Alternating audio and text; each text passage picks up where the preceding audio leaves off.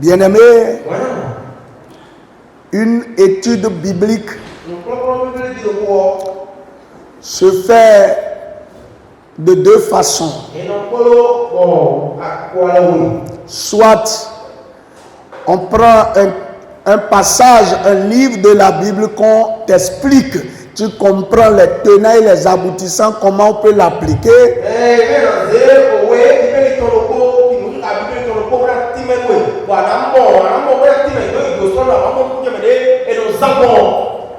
Comme aussi,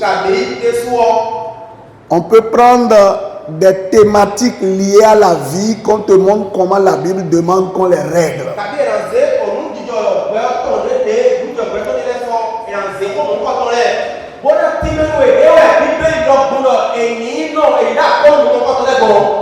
Ici, en fonction de l'appel que nous avons reçu, on est presque tout le temps sur des thématiques.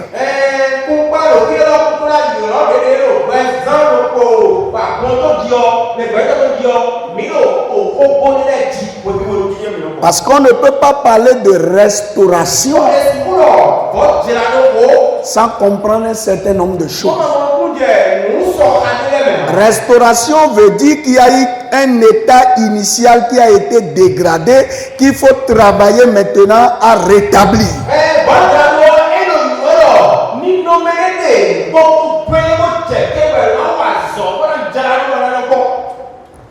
Et pour rétablir l'état gâté à son état réel,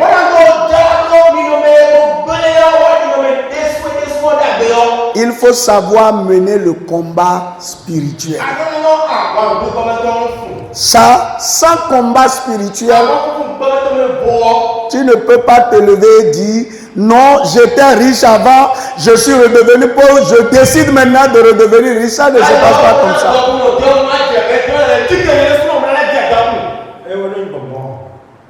Donc, tu dois comprendre ce que c'est que le combat spirituel, comment on le mène pour récupérer ce qui est à soi. Voyez, pour certains,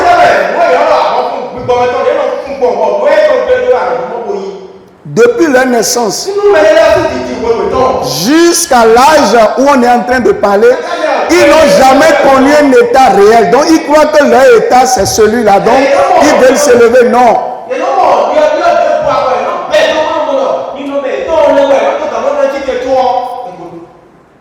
Dieu n'a jamais prévu que quelqu'un soit dans un état pitoyable. Jamais. Dieu a prévu que tout le monde mène une vie glorieuse, paisible et bénie. Il dit, je connais les projets que j'ai faits pour toi. Projets de paix et non de malheur. Pour avoir de l'espérance. Vous savez, Dieu n'a jamais voulu, par exemple, qu'une femme ne conçoive pas. C'est pourquoi il a dit, il n'y aura pas de stérile au milieu de toi.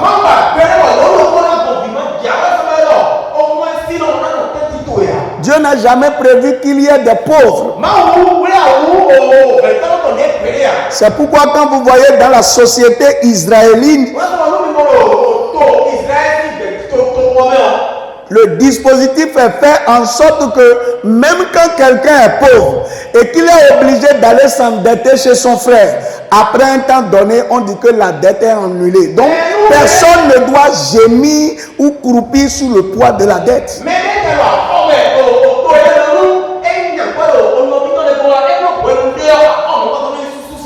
Dieu allait jusqu'à dire, quand tu fais un champ, tu ne vas pas tout labourer. Parce qu'il y aura forcément dans le pays des gens qui n'auront pas la capacité de labourer et ils viendront glaner. Si c'est pour manger, tu ne les chasseras pas.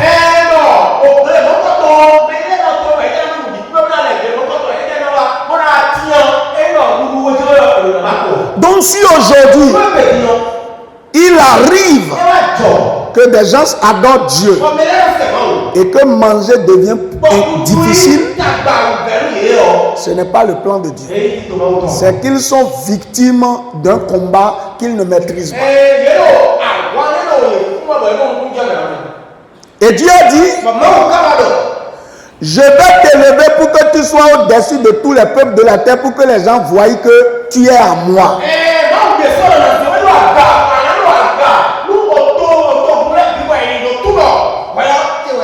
Et il a dit, tu ne seras jamais la queue, mais tu seras quoi? La tête. Cela suppose que lorsque nous sommes enfants de Dieu, lorsque nous donnons notre vie à Dieu, dans la famille, dans notre environnement, nous devons être ceux dont la vie attire et suscite l'admiration.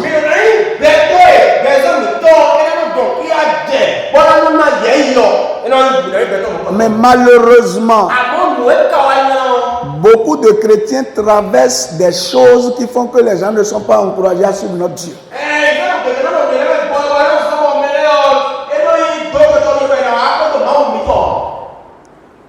Tu n'as rien.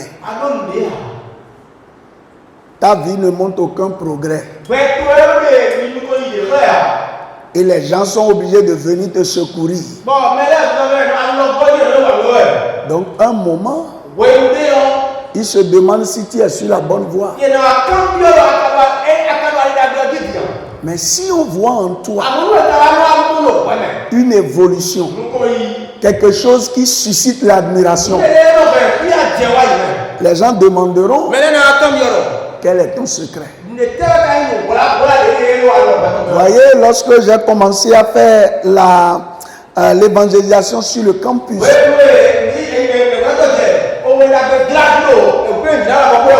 je vous ai dit, il y a 2 frères qui se sont ajoutés à moi. Parce que Dieu le leur a dit. Et puis quand on va au campus, si on part avec ma voiture cette semaine, la semaine prochaine c'est la voiture de l'autre frère, la 3e semaine c'est la voiture de l'autre frère, et un jour les étudiants sont venus dire, grand frère, dites-nous la vérité. À part Jésus que vous dites là, qu'est-ce qu'il y a en dessous? Nous on est prêt à tout faire parce qu'on voit que ça marche pour vous.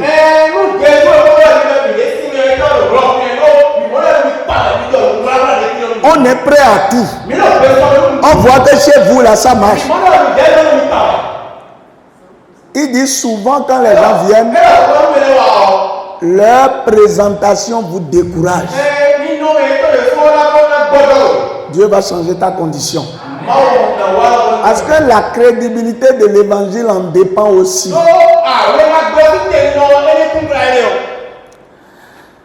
On a commencé à dire c'est l'ignorance de beaucoup de choses qui conduit l'Église dans cet état.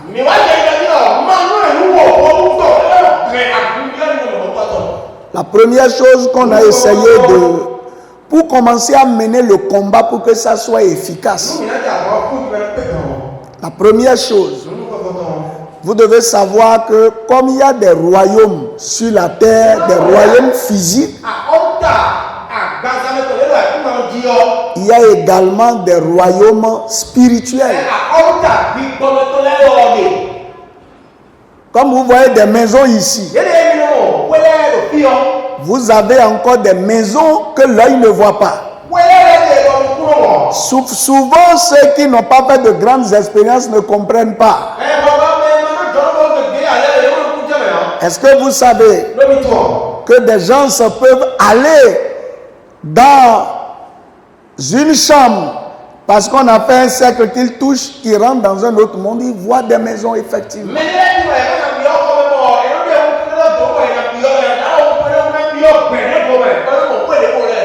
Où les gens, j'ai vu une fois, il y a une jeune fille que les gens étaient en train de filmer.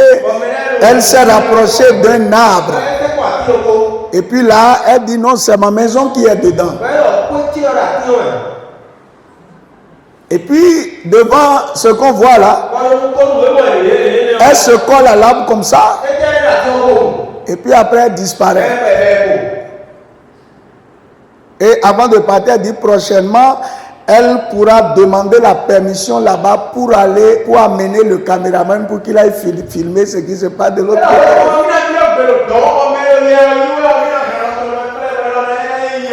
Pourquoi c'est important de savoir? Il y a une interaction entre les deux mondes. Donc tu peux vivre des événements qui n'ont rien à voir avec la terre, mais qui proviennent de l'autre monde.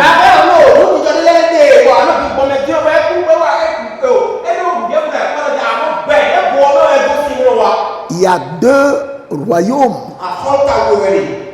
Le royaume physique et le royaume spirituel. Et lorsqu'on parle de royaume, il y a roi. Et le roi, c'est souvent ce que les gens ne savent pas. Le roi est différent du président. La différence entre le roi et le président,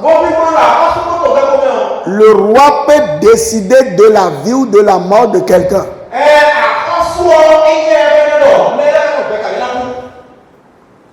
Si vous avez suivi l'histoire de notre pays,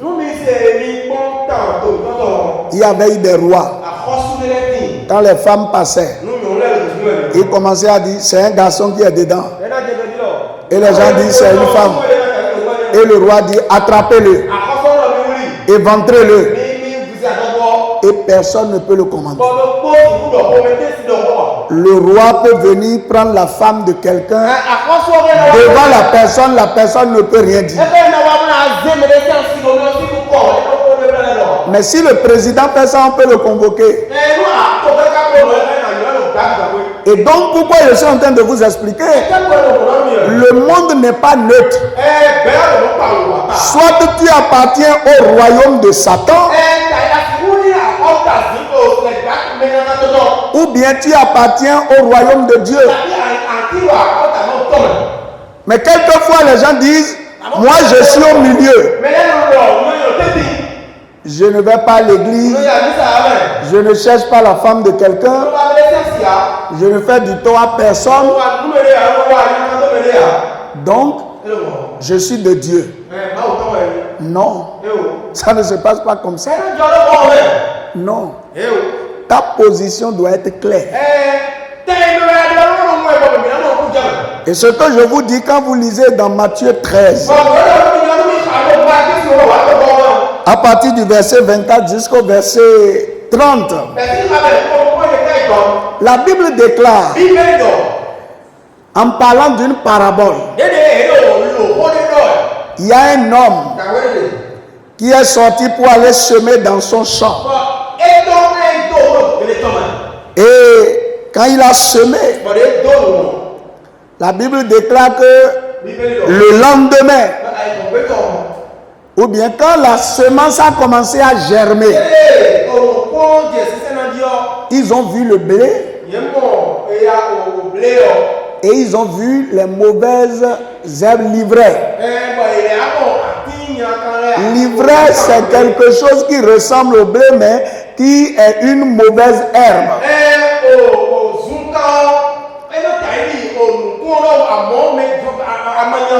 Et puis les serviteurs ont dit, mais tu as semé quand même du blé hier. Mais comment est-ce que l'ivraie est venu? Et il a dit non. Pendant la nuit, mon ennemi est venu semer le livret.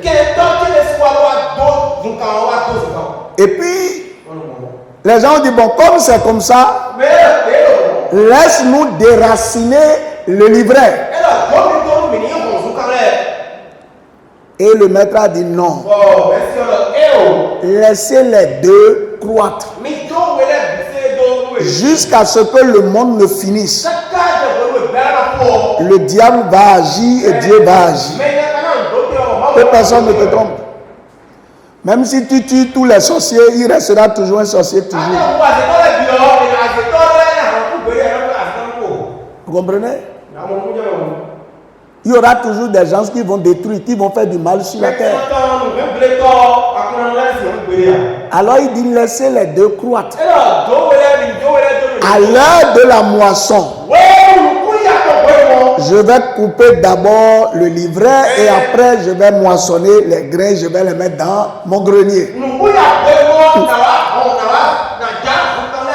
ce texte nous révèle que nous sommes là avec des gens qui sont, parce que là il dit, si vous voulez déraciner le livret,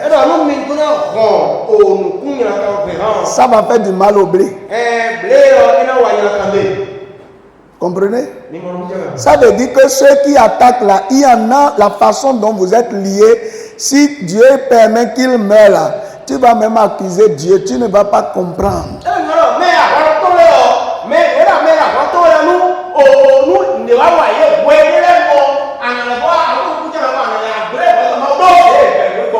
Imagine que tu ne sois pas encore mature. Et que tu vois que celui qui te soutient le plus, qu'il meurt comme ça.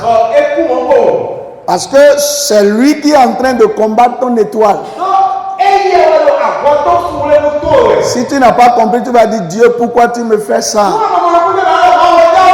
Seigneur, le seul qui m'aide, le seul qui me soutient, pourquoi tu l'emportes? N'est-ce pas?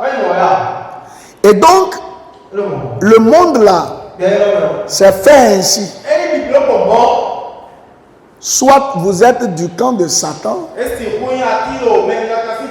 ou bien vous êtes du camp de Dieu. Et tous les jours, les deux camps sont en train de se combattre. Que vous le voyez ou pas, il y a une lutte permanente.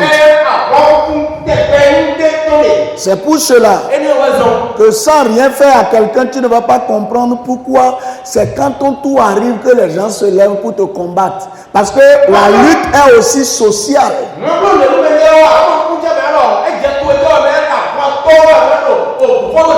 Jésus a dit, si le monde m'a haï, ils vous haïront. C'est pourquoi quand tu as commencé une activité, quelqu'un a commencé la même activité à côté de toi. Mais avant que tu n'arrives, il ne faisait pas ça.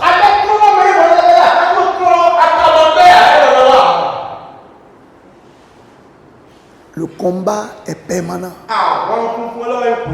Tu te maries, les gens disent, mais tu es qui pour te marier?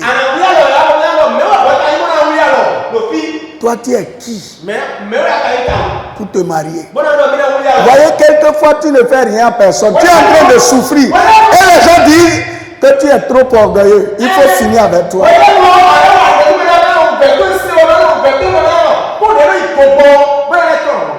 Regardez Aman et Mardochée.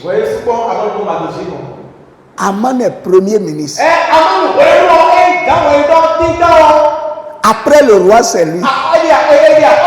Et le gardien qui est à la porte, Mardochée, il est gêné de voir que le gardien là ne se met pas ne se prosterne pas devant lui. Pourquoi?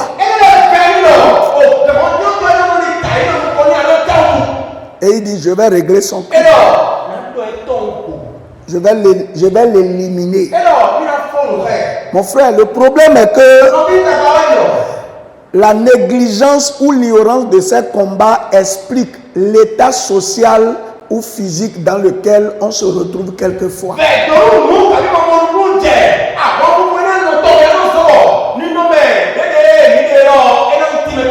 Vous voyez quelqu'un qui est très intelligent, qui a de grands diplômes, mais sa vie n'est pas en harmonie avec sa connaissance. Il est capturé. Il est en captivité de la guerre. Puis, quelquefois, vous lui dites ça, il ne perçoit même pas que sa situation est mauvaise.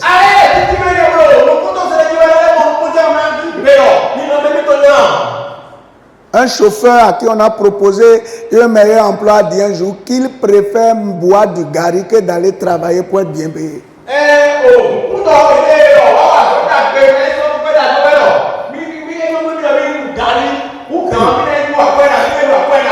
Je vais encore loin.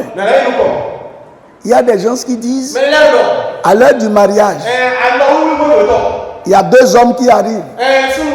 Quelqu'un qui est bien. Quand il dit qu'il est bien, socialement il est bien. Un autre qui n'a rien. Tout le monde dit, mais va de l'autre côté. Il dit, non, je préfère souffrir avec mon gars. 30 ans après, ils sont toujours dans la souffrance. Il dit, demain, ça sera bon. Non, j'ai foi. Il devient théoricien. Tout le monde dit, mais la condition là, c'est pas bien. Pourquoi? En fait, il est contrôlé par le royaume de Satan, mais il ne le sait pas. La Bible déclare dans Ephésiens 2, 1 à 2, le prince de ce monde, il dirige certaines personnes. Mais comment il les dirige?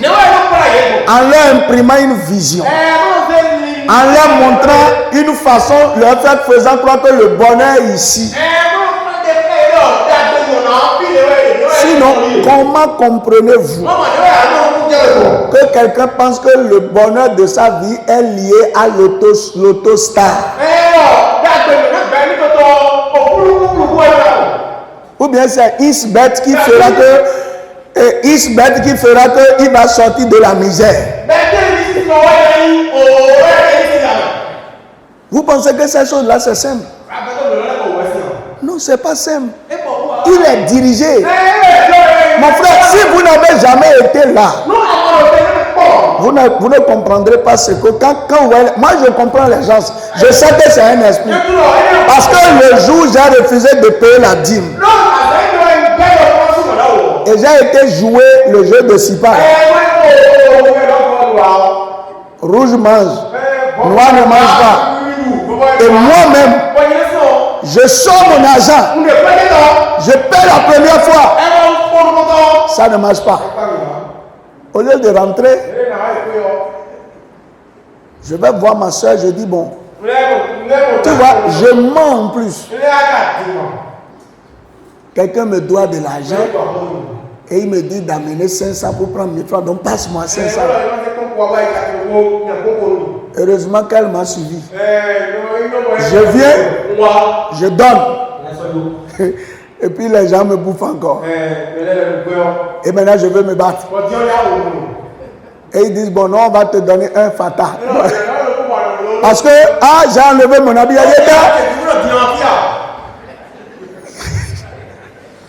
Et puis, il me donne un que je joue. Voyez comment quelqu'un peut être bête.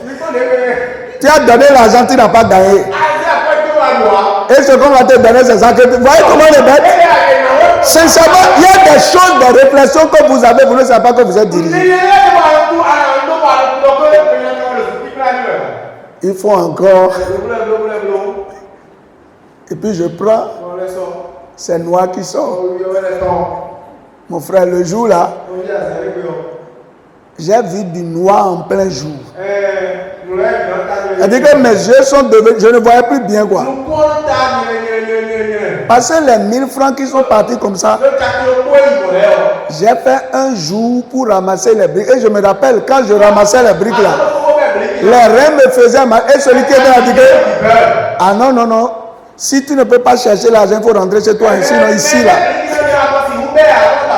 Ce n'est pas une question d'enfance ici. Yayaou, Bika, Ezéropo, Nozeropo, Ezéropo, Nozeropo, Kakabo, Orazo, mon bébé, brique, Gabriel, alors tu es bien de boy, n'a mis 1000 francs. Bon, 1000 francs, il s'est beaucoup, 4 ans. À mon maintenant, pour Zemi, Kakabo, Zékoyo, moi, il faut l'autostar, à mettre un peu d'écouter. Assumer le conseil de la Dior. Les bases à la médiane gauche. Vous comprenez? C'est ça le vrai problème. Quand on dit dirige là, c'est vrai. Et puis quand j'ai quitté le marché là, j'ai vu ceux qui ont pris mon argent. Ils ont payé les grosses bouteilles de bière. Parce que la bière, à l'époque, c'était à 175, la grande bouteille. C'était à 175. Ce que je dis là, c'est loin, loin, loin. Je suis sûr qu'il y a des gens qui n'étaient pas nés en ce moment. Je parle des années 88-89. Il y a des gens ici qui n'étaient pas nés pendant ce temps.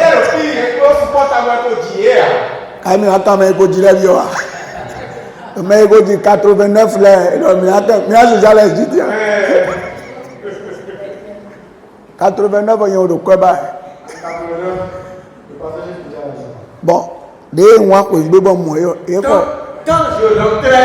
ils ont payé la bière.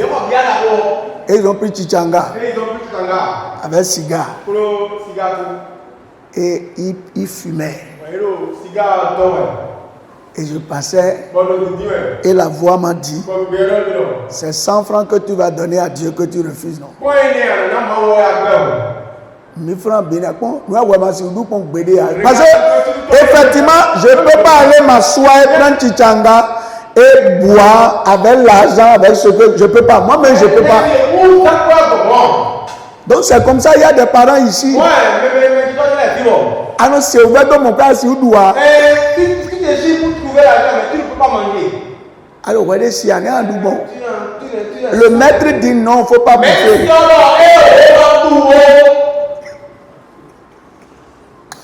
Après, ce n'est pas toi. Vous êtes avec moi? Quelqu'un est là ce soir? Ce n'est pas toi. Tu es dans un camp qui t'impose ça.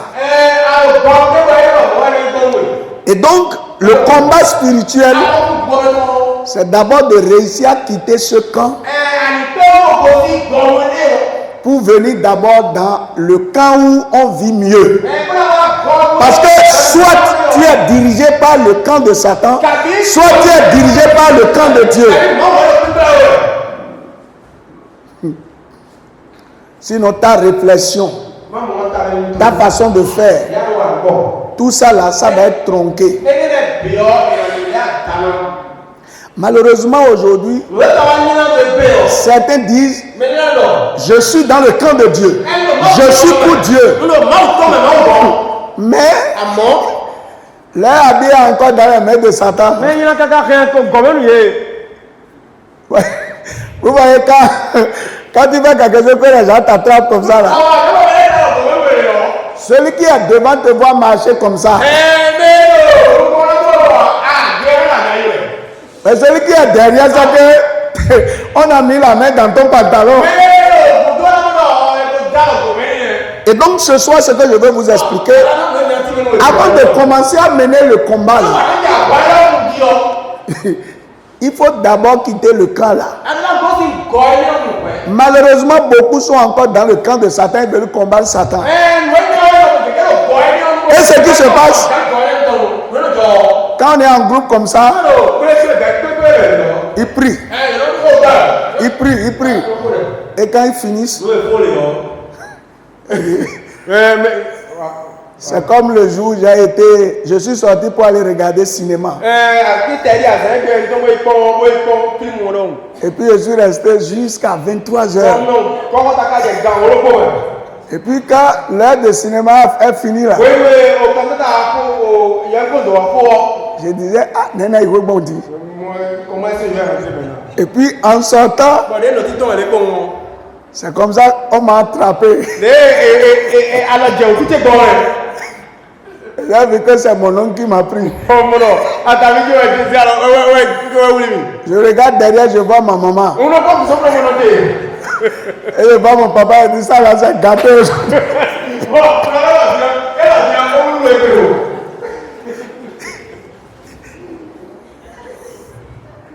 Et puis ma maman disait, non, je vous dis non. Dès que notre Dieu y avait le bon, il y a cinéma avec vous. Bon, vous imaginez la suite, non?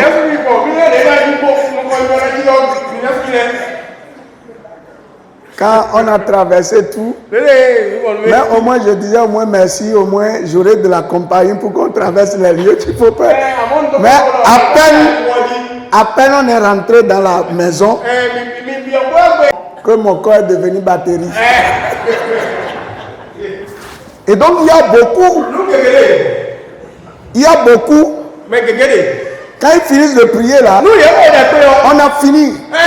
Le sorcier de la maison de mon père reçoit le feu. La malédiction qui m'empêche d'avancer, que le sang de Jésus te détruise. Et à la fin, au portail là, l'oncle vient. Ah bon? Mais bureau de quoi ça non. Et c'est pourquoi certains disent, on a l'impression que quand on prie encore, les choses se compliquent. Vous savez, on ne vient pas dans une armée comme ça. Pour entrer dans l'armée, commencer à porter treillis, il faut qu'on te recrute d'abord. Et quand on te recrute, avant de te former, tu prêtes serment de la loyauté. Tu dis, je resterai loyal à l'armée, à mon pays. Quel que soit ce qui arrive, je vais rester dedans. Même s'il faut que je meure, je mourrai. C'est pour ça que les militaires ne démissionnent pas. Et où? Nous avons des soins, si tu déposes les armes, tu dois t'étaler. Sinon, on te tue. Et donc, pareil aussi. Si nous ne sommes pas dans l'armée de Dieu, nous ne pouvons pas prétendre combattre Satan. Donc, si tu appliques les stratégies, tout ce qu'on va dire, que tu n'es pas dans l'armée de Dieu, tu ne peux pas avancer. Ce soir, je vais vous parler de deux conditions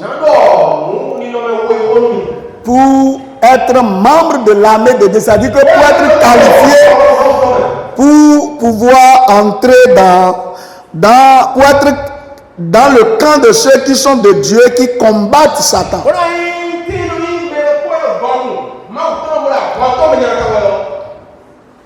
Acte 20-21. Acte 20-21. Vous comprenez quelque chose ce soir? Je veux vite finir pour vous donner la parole pour que vous posez des questions. Acte 20-21. Oui.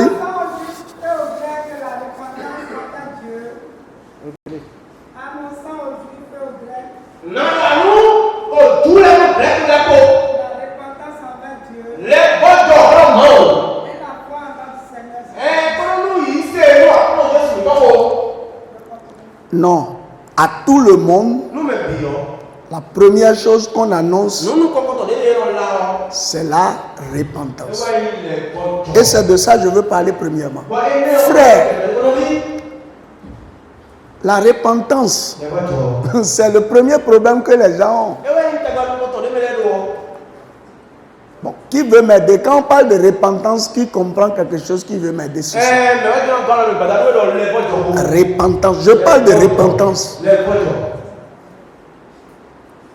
Quelqu'un veut m'aider? La repentance. Oui.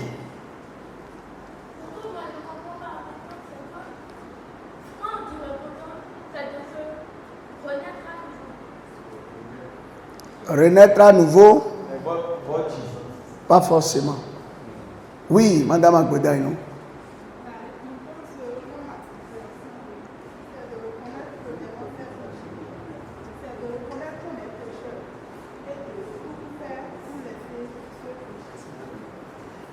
Ok. Oui, Kevin.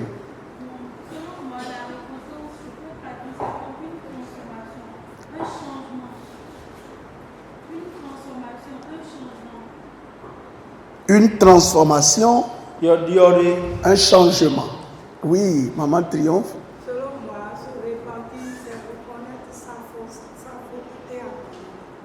reconnaître sa faute et abandonner. Oui, Moïse.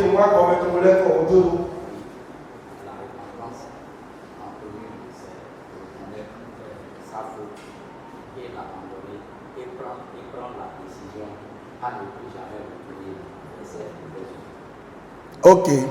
Oui, Joseph.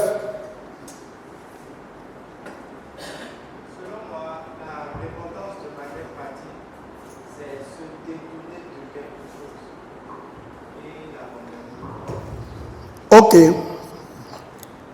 Oui, Papa Lawson.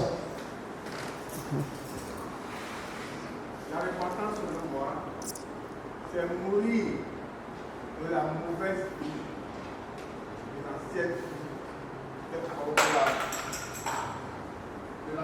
de la mauvaise vie qu'on venait avoir et naître de la nouvelle qui honore Dieu. Ok. Oui, Maman Lawson. Moi, je n'entends pas repentance le fait de reconnaître d'abord que l'on a péché et que l'on a un regret profond par rapport à l'acte posé sur Dieu. Et qu'on choisisse maintenant de ne plus revenir sur cette même chose. Ok. D'accord, il y a M. Deguenon, après il y a Eloge, et après il y a Mme Goudjinou. Et puis il y a ma fille qui est derrière là-bas. Ok, oui. La repentance, selon moi, c'est de renoncer à tout ce qui est péché et de lutter contre tous les désirs de la chair. Renoncer totalement à toutes les émotions charnelles et de choisir de vivre définitivement dans la sanctification. Merci. Ok, il y a M. Eloge.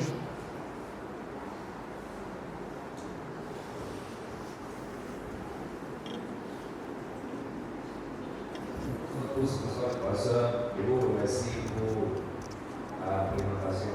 La repentance, c'est un acte qui consiste d'abord à reconnaître ses fautes, à éprouver le regret et enfin décider résolument à abandonner. Donc ça prend un peu trois compartiments comme l'a dit Maman Lawson. Je vous remercie. D'accord. Tu vas passer par ma fille là et finir par Maman Goudjinou. Il y a la fille qui est derrière là.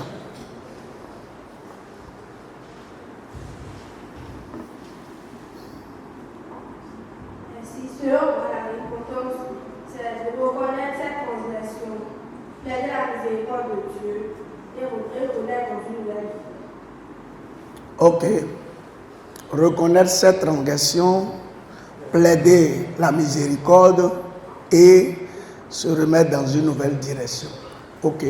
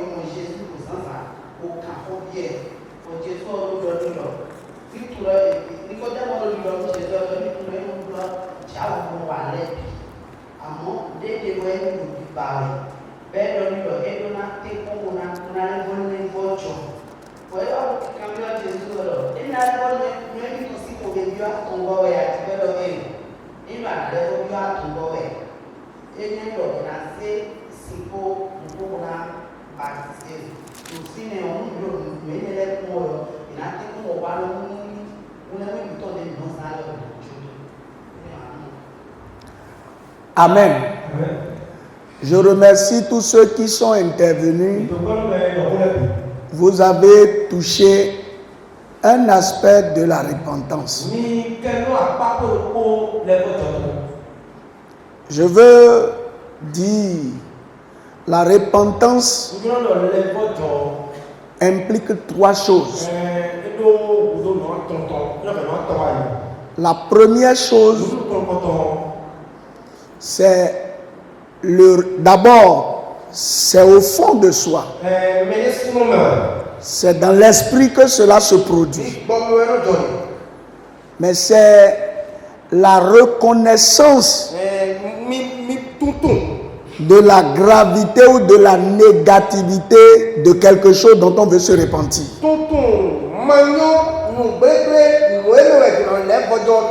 On se repent de quelque chose. Voyez, Dieu a dit, je me repens d'avoir fait l'homme. Donc c'est d'abord un regret. C'est un état, l'expression d'un regret qui amène à la prise de décision. C'est le deuxième aspect. La repentance amène à prendre une décision. Toute repentance qui ne vous pousse pas à la prise de décision n'est pas une repentance.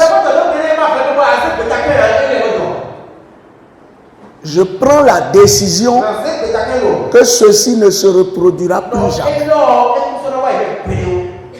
Je prends la décision de ne plus jamais aller là.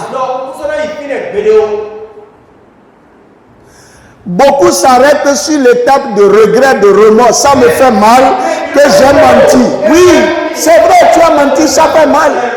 Mais quelle décision tu as prise?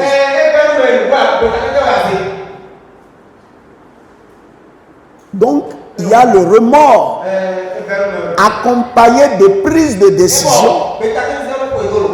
Et maintenant, c'est ce que vous avez tous dit, tournez dos au mal. A dit que le péché là, ce qui est mal là, je tourne dos à ça. Alors, si cela se produit effectivement, pensez-vous que quelqu'un puisse se repentir d'une faute et y tomber encore? Vous comprenez ce que je dis? Si ce que je dis là, si quelqu'un se repent vraiment, est-ce qu'il peut encore tomber dans ce dans quoi il s'est repenti? Et donc vous comprenez ce qui se passe. Parce que la repentance vous amène à tourner dos au royaume de Satan. Mais les gens sont à l'église. Les gens sont même pasteurs. Les gens sont en train de travailler pour Dieu. Mais ils n'ont jamais tourné dos à la nature, comme Papa Lazare a dit. La nature mauvaise là, ils n'ont jamais tourné dos à ça. Il a toujours un cœur de vengeance. Il est rancunier. Il est quelqu'un qui calomnie. Mais le jour où on le découvre, il éprouve le remords. Ça lui fait mal. Il dit, ah oh Dieu, je ne vais plus jamais faire. Mais demain, il retourne encore. Vous voyez les trois aspects? C'est une prise de décision. Quelle décision tu as prise? Parce qu'on t'a attrapé. On t'a attrapé dans quelque chose, mais on dit, ah vraiment, moi-même, je ne sais pas comment c'est arrivé. Ça me fait mal. Est-ce qu'on ne t'avait pas attrapé? Est-ce qu'on ne t'avait pas attrapé? La repentance n'est pas forcée, c'est volontaire. C'est une décision interne à tourner dos au péché. Et je vais vous dire, vous ne pouvez pas prétendre combattre Satan si vous n'avez pas effectué une repentance sincère. Vous risquez, comme je vous ai dit, quand vous finissez de prier, que votre main soit prise par lui. Repentez-vous. Et dans Actes 17, verset 30, on dit, Dieu s'est tenu compte de tout des temps de violence. Appelle tous les hommes maintenant à la repentance. Voyez, vous ne pouvez pas vous lever et dire, je me suis repenti. Qui t'est repenti? Quelqu'un qui s'est repenti doit savoir de quoi il s'est repenti. Certains disent, je me suis repenti de ma mauvaise vie, de mon ancienne vie. Mais tu es toujours dans l'ancienne vie. Oui. Dieu s'en tenu compte des temps d'ignorance. Annonce maintenant à tous les hommes. Tout lieu. Ils aient à se repentir. Parce que lorsque vous prenez la décision que vous êtes sincère, Dieu vous donne maintenant la force de changer. Voyez, vous n'avez pas la force de changement, mais vous recevez la force de changement de Dieu. Mais Dieu attend d'abord votre sincérité dans la prise de la décision. Vous savez, lorsqu'on prend des décisions sincères, il y a des choses qu'on ne fera plus. Tu vois que quand tu es avec certaines personnes, que tu n'arrives pas à prier, ce n'est que de la blague que vous dites tout le temps. Et le Saint-Esprit te parle. Tu es triste. Ça te fait mal d'être associé à ça. Mais tout le temps, tu es avec la même personne. Comment Dieu peut te changer? La repentance implique une prise de décision qui vous amène à tourner dos à ce que vous voulez, ce qui vous pousse à la repentance. On se repent de quelque chose. Et c'est la première condition pour que le diable perde contrôle sur votre vie. Vous ne pouvez mener aucun combat efficace si vous ne vous repentez pas. Et c'est ça le problème de beaucoup. Tu mens. Tout le temps tu es dans le mensonge.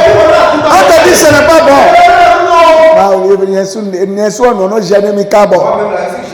Qu'est-ce que tu as fait pour changer?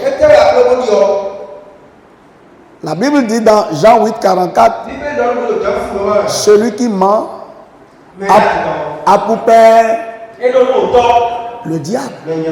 Maintenant, toi, ton papa, c'est le diable. Et tu viens dire, j'aimerais que le feu sur toi. Quand tu finis, tu viens à la maison. Il dit nous vraiment bêtole allant de roder la voie dans tabi. Tu vois des gens là qui racontent de n'importe quoi.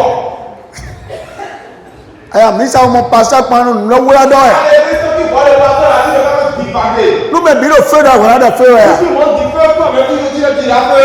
Adu nous egbe ya. Tu vas pas me dire. Quelqu'un me comprend ce soir? Repentez-vous. Oui. Et vous voulez accomplir les désirs de votre père. Il a été meurtrier dès le commencement. Mais pourtant, il a été meurtrier dès le commencement. Et il ne se tient pas dans la vérité. Parce qu'il n'y a pas de vérité en lui. Lorsqu'il profère le mensonge, il parle de son propre fond. Car il est menteur. Et le père du mensonge. Amanou beta koda kabra ko me donu wende. Je te dis la vérité de mon cœur. Là ça veut dire qu'il est sérieux. La Bible déclare quand le diable dit ko me chewenjan don we down. Je dis la vérité de mon cœur. Wenen we adigba no sien town. Do e jijomer. Dis à celui qui est à côté de toi. Répands-toi, mon frère.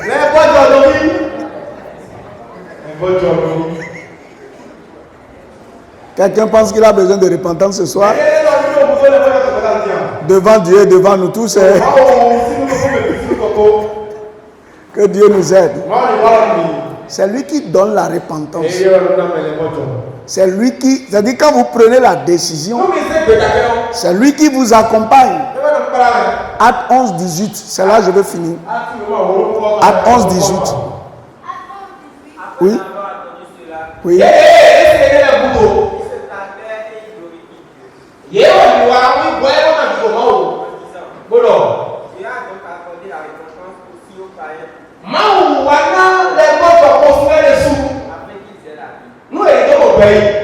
Vous voyez, souvent, on s'arrête à la première étape de vraiment, je regrette d'avoir fait ça. C'est pas suffisant. C'est-à-dire, on a le regret. On a dit Pierre, quand il a fini de prêcher, ils eurent le cœur vivement touché. C'est le début, c'est le processus. Le début du processus, c'est ça. Parce que certains disent, je vais me repentir, mais ceux qui... On y va demander pardon, on dit, bon. Merci, Romain. Ne dépasse pas. C'est comme des jeunes hommes pendant le mariage, ils ont volé le vin. Ils ont volé le vin. Et on les a amenés à l'église. Et parce qu'on voulait voir s'ils se sont repentis. Un jeune homme a dit, bon, en fait, nous avons fait quelque chose qui est assimilé à du vol.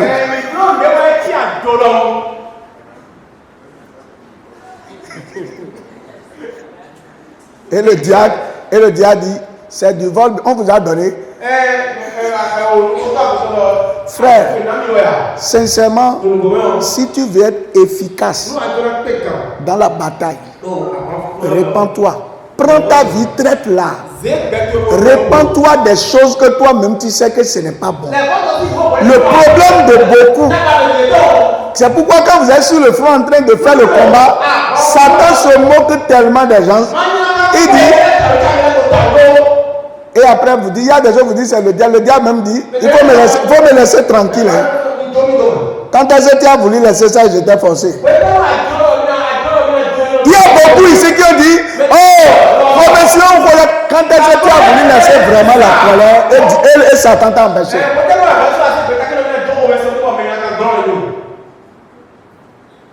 Non,